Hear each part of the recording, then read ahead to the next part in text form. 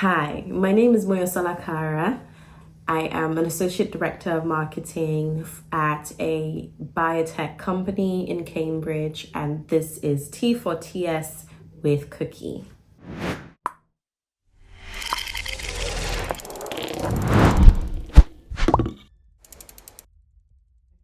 Hi guys, welcome back to my channel. If it's your first time seeing me, hi, my name is Cookie. And on today's episode of T4TS, I have Moya here. Moya is an associate director of marketing here in the UK, and she has had a very interesting career trajectory. And so we're just going to unpack. We're here to talk about it and give you guys all the tea about marketing. Because I know there's a few people that like do marketing or want to get into marketing. And so who better to bring here than somebody that has actually done it? So Moya studied in the University of Pretoria. So you studied BComs first, and it's then so creepy that you know that. You've done your I have to do my research. Okay. So Yeah. you studied BComs. It had a bit of economics, law, So it's management actually as well. so it's an interesting degree. And I think it's only offered in South Africa and in Australia. So it's a combination degree. It's Bachelor's of Commerce in Law, but you basically do a business degree and a law degree together. So can you go to law you school if you want? Yes, you can afterwards. So you actually do your you can do your LLB in 2 years afterwards, and you can become and then get admitted as You were not interested. as an attorney in SA. Yeah, no. I thought I really wanted to do law, and I thought I had so many thoughts. Neither one of them worked. How did you get into marketing? How did this all start for you? Because from BComs, you're now in the marketing guru. So oh my gosh, walk us marketing through. guru, Sha. Yeah, like I actually accidentally fell into marketing. I always call it my accidental plunge into marketing. So I was in university, doing my two courses, Bachelor's of Commerce and Law. So I was doing my commerce majors were economics and business management. I had done some internships in economics. I was like, okay, this is not my future. Yeah. Business management, I wasn't sure what I was going to do with that. And I knew that I wasn't an entrepreneur. Like I like being an employee, at least for now. And then law was where I thought, okay, you know what? I think this is my calling. And then I realized, like, first of all, I can't move between countries. And I really like to travel, and I like to be able to have my skill set translate in different places. Different places. So I just thought, you know what, this is not going to work. And so, but I didn't really know what the alternative was. There was a call for people to work with Elizabeth Arden, which is like a decade-old brand, more than a decade-old brand. And essentially what they were looking to do was expand their market share. So they were launching products for Black women in South Africa. And I don't know if you recall, but like the only products that we would ever get were like the perfumes. I don't know if you remember Red Door, which was like the staple elderly woman's perfume. Yeah. So they wanted to move beyond that and start doing like makeup and concealers and things. And I think that process, going through that journey, was really important because I was involved in everything from like even product feedback. Wow. And I remember that was the time that eyebrows on fleek was a thing. And I realized that people would talk to me if my eyebrows were done. It was that basic, but it was interesting. Like that was just something I picked up on. And so I'd do my eyebrows. And I mean, I have naturally good eyebrows. So, but I'd just say, oh yeah, it's Elizabeth Arden. And that would just immediately strike a conversation. And then the sales would just go from there. They'd be like, oh, I didn't know that Elizabeth Arden made products for people like us. And, and from then I was able to move into like even working with other brands because I was working with an agency, British American Tobacco, Toyota.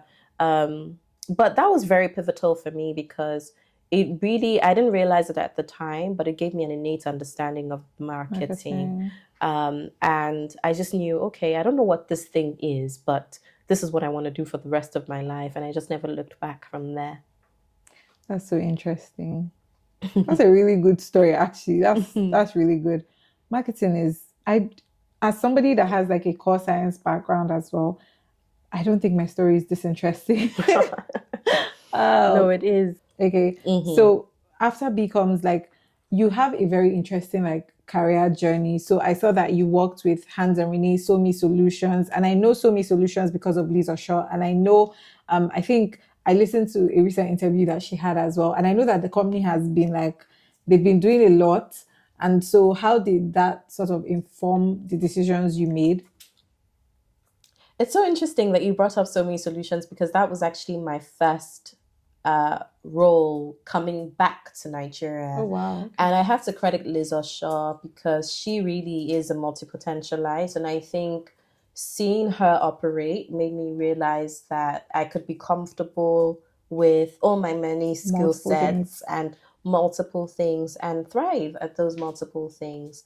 And yeah, so many solutions was very good foundation for me because that's actually really where I honed my communication Skills, skills. yeah. So for most marketing, for most people in marketing, it's actually the reverse. They start off their career in marketing and they kind of continue on that marketing trajectory. Yeah. And maybe they pick up a few communication skill sets here and there. But for me, it was the reverse. I actually started my career as a communication strategist and then moved into marketing, like digital marketing, and then the broader generalist marketing. And it was kind of just easing me into all the different facets of marketing so that there is absolutely not one place that I can't operate. And I think also starting from the agency also gave me a lot of experience just with working with different types of brands and different types of industries. And that has been very useful in my career. You mentioned Hans and Rene, which is a food and beverages brand. It's gelato and baked goods. And even that in itself was different in the sense that it was premium. It was a premium brand. Yeah. And so that type of branding and that type of marketing is very different and very niche as well because you're speaking to a very specific type of audience with a very specific type of earning power. And so you have to be able to speak their language. And so all these experiences have been very useful and have fed into even like what I'm doing today. Would you say that it's important to see people that are doing something similar or something, people to look up to, so to speak, like the way you had Lisa Shaw and you saw that, oh, this is possible, this woman is doing all these many things. Do you think that then informed your career decision? Do you think it validated what you knew in your heart? I want to tell you yes, okay, but it didn't. I think for the first time, I'm being very strategic with what I want to do and how I'm charting my career trajectory. Yeah. I've really never been one person to sit down and be like, okay, so that's where I'm going to go to next. I think I just moved with what I call my inner voice. Okay, that's really and good. So, I learned what I wanted to learn around PR and working with clients and working with different types of clients. But I also knew that there was knowledge lacking, especially from the digital marketing side of things. I saw where the world was going in terms of digital, and I was like, okay, I actually want to be a part of this. And I want to learn it at a grand scale.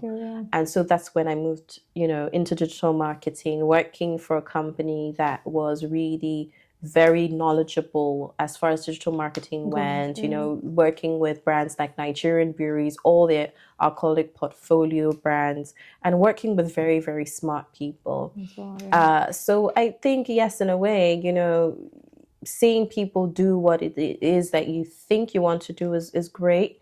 But I think ultimately I'm also one great believer of staying in your own lane. I'm never 1000%. really one person to look at someone and be like, oh my gosh, you're doing this, so I want to do this. It's really following that inner voice. And also, like for me, speaking to God and saying, okay, this is what I'm doing now, but where will you have me next? And also feeling that nudge when it's time to go, to just go and take that leap and getting to all these uncomfortable places. And that's really where you do the most learning.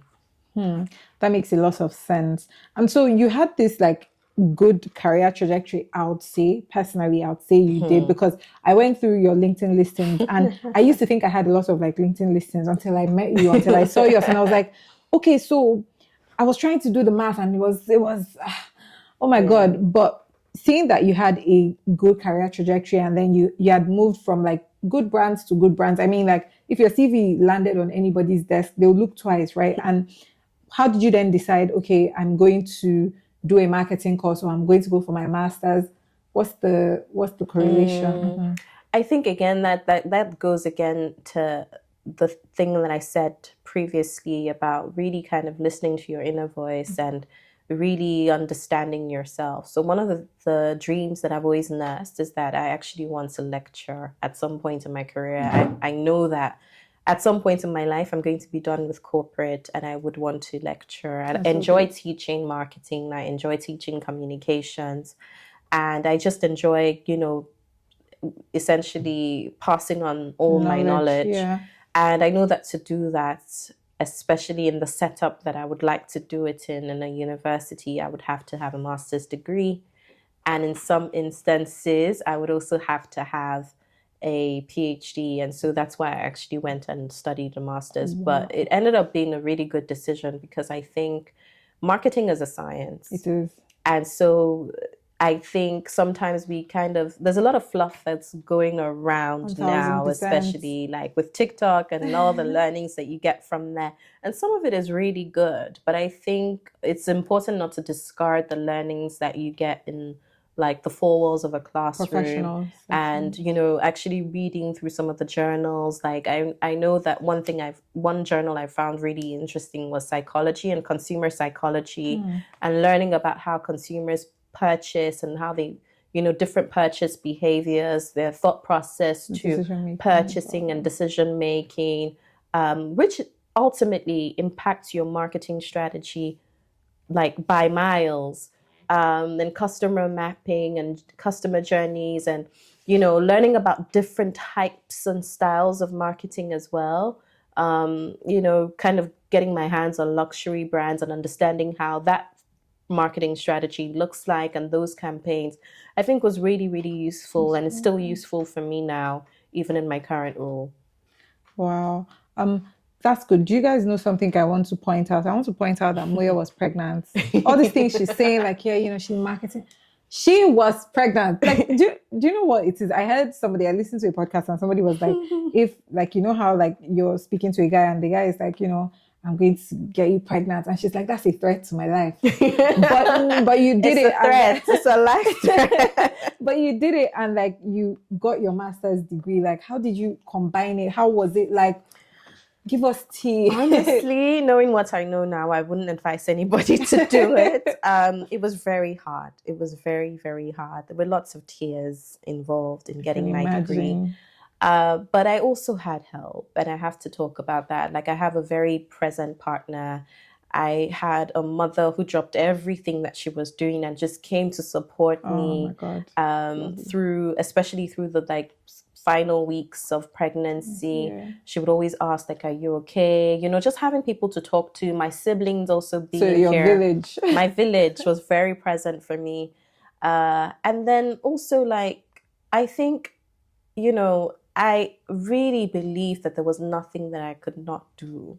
And I think it was that same sort of motivation that spurred me to think, oh, okay, I'm pregnant, but I'm just gonna do it now. And that was the first time I was humbled. I realized that I couldn't work this away. It was something that was happening in my body that I had no control over. Like, you don't control the nausea, you don't control the fatigue. Tough. You don't control. So I was just sitting there like, oh my God. I remember tweeting, who do I think I am? Like, who do I actually think I am? But I mean, in the end, it worked out. Graduated 1% shy of a distinction. I always like to add that because University of Surrey just refused to give me my 1%. It's a very necessary thing to know because yeah, but I mean, and I have to also shout them out as well. Like, they were really supportive as well. I had really great lecturers who really believed in me and never said, oh my God, you're pregnant. How are you going to graduate? They were just, they were very supportive of my process, and that was really useful for me as well.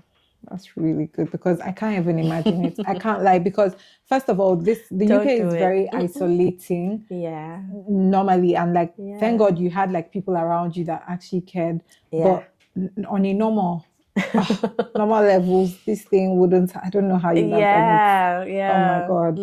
I remember before my husband came to join me, I would sit in cafes and just think about my life.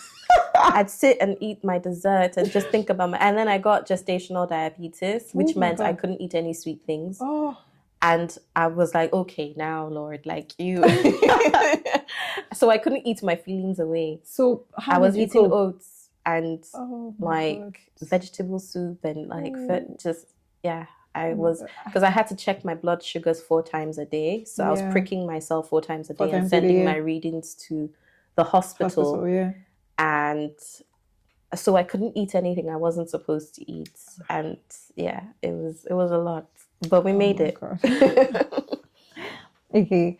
How would you recommend that somebody, because obviously your trajectory hasn't been like straight, like you've done a bit, Oh yeah. you've been around the block, South Africa, Lagos, UK, and up until this point you have a really good role in marketing. How would you recommend somebody that is just starting out or somebody that wants to get into it to, how would you recommend them going about it?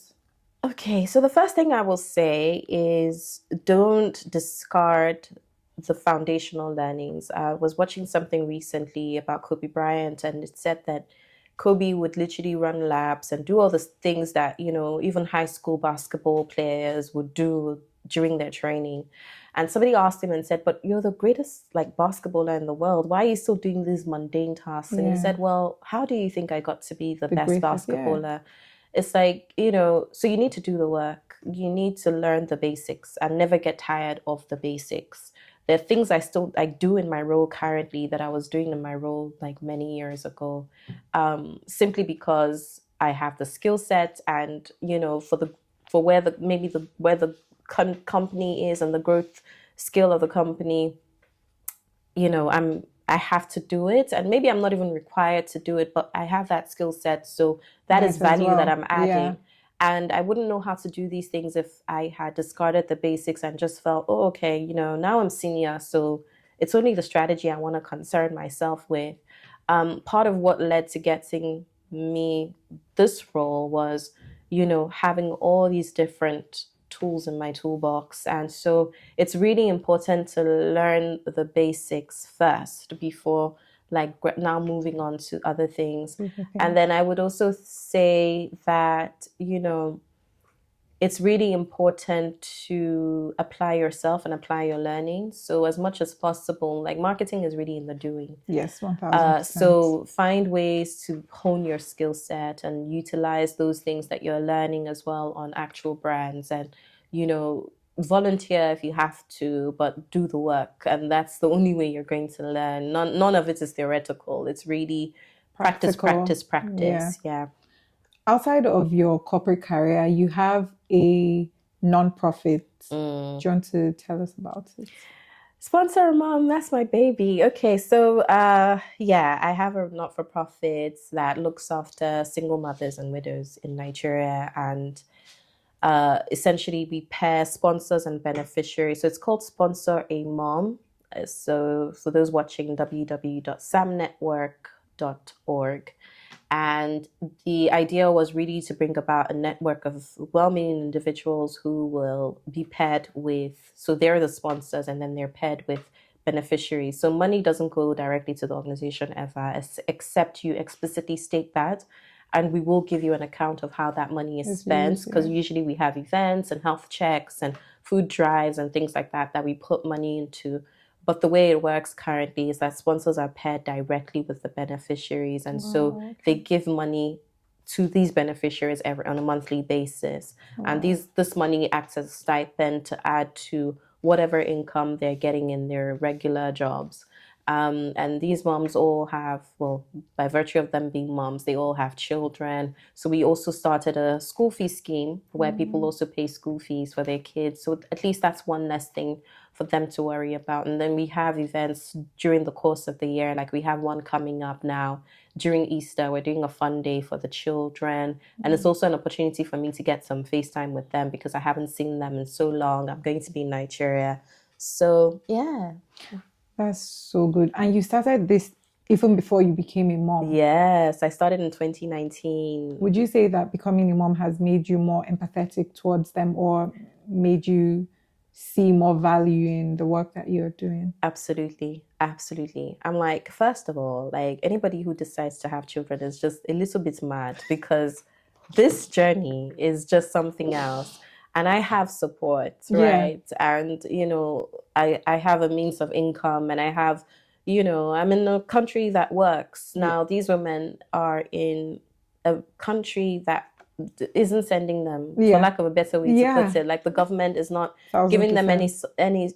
sense of like any Support. welfare, and then they're still stigmatized on top of that for being single mothers. moms. So, for me, I just think these are some of the most tenacious group of women I have ever seen. 1000%. And so getting an opportunity to support them it's honestly my life's greatest pleasure.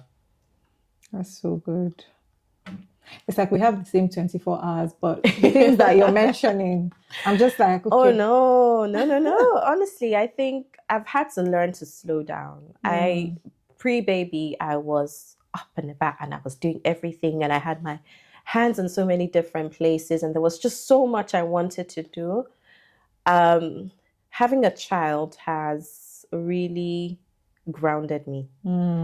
I now know that my first calling is to my home, and then everything else. And so that means I don't have as much time as I would like normally to do other More things. things. So I really have to kind of be very focused on what it is I want to accomplish, and I can't have too many focuses. I need to be quite I need to prioritize my time, because now time has gotten so expensive for me. Because at some point, in all of this, I still have to have a social life to some degree. I still have to be a wife. Yeah. I still have to be a sister. I still have to be somebody's daughter. Yeah. It's just, it is a lot of juggling, but well worth it. Well worth it. Okay. How do you say that living in different places has impacted you? Oh, this is a question we didn't answer before. Yeah, because you've lived in South Africa, Lagos, and now in the UK. How would you say it has helped you adjust or become this person that you are now? So I think actually moving around quite a bit has really helped me. I thought that everybody was adaptable, and that if somebody said to me now, when you pack your bags, we're going to Tokyo, I'm like, okay, Let's go. Where do we need to go? Who do we need to see? And I thought that was how everyone was wired. And then, my husband and I had to move here, and I could not understand his restraint. I could not, for the life of me. And then I think I was sharing it with my mom, and she was just like, yeah, but, you have had an interesting life. Not everybody has moved around. And so for them, it's like, it's quite the adjustment. So I think in that way, it really helped me, because I moved from Nigeria when I was 15, and I lived in South Africa for 8 years. And prior to that, I was visiting quite a bit. So I always say, like, South Africa for me this is controversial to say, but it's more like home, because I think my formative years were there. That's and my lifelong friends are honestly in South Africa, even to this day. And